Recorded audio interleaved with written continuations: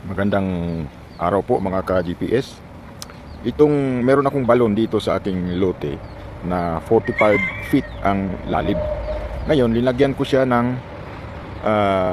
deep well na motor na 1 horsepower. 1 inch po yung kanyang outlet. Ngayon, pag ganito na medyo mainit na, pagka ang ginamit mo ay yung 1 inch na itong 1 inch na tubo supply doon sa bahay, mahina na yung ano niya, mahina na yung dating ng tubig doon, at saka yung pressure, mahina ang pressure, humihina ito. So ginawang ko ng kumbaga sa kalsada detour, media yan, media naman yan, papunta rin yan doon sa bahay. Meron akong option, pwede kong gamitin yung 1 inch, pwede kong gamitin itong 1/2 inch. Pagka kunti na lang yung tubig, itong 1/2 inch ang gagamitin ko. Pagka maraming tubig yung balon, 1 inch naman yung aking gagamitin.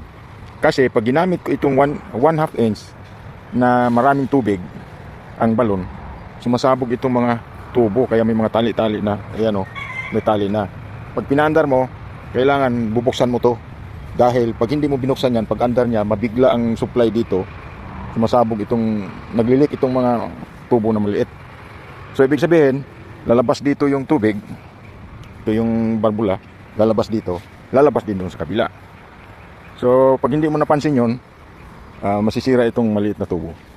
Kaya ang ginagawa ko, lalo sa umaga, itong 1 inch yung aking bubuksan. Isasarado ko yung 1/2 para wala kang problema sa pagputok ng tubo. Ngayon, pag humina yung malaki, pagka ginamit mo ng hapon na pagpaandar, humina ang labas doon sa dulo, sa supply. So isasarado ko yung malaki, itong maliit naman yung aking gagamitin.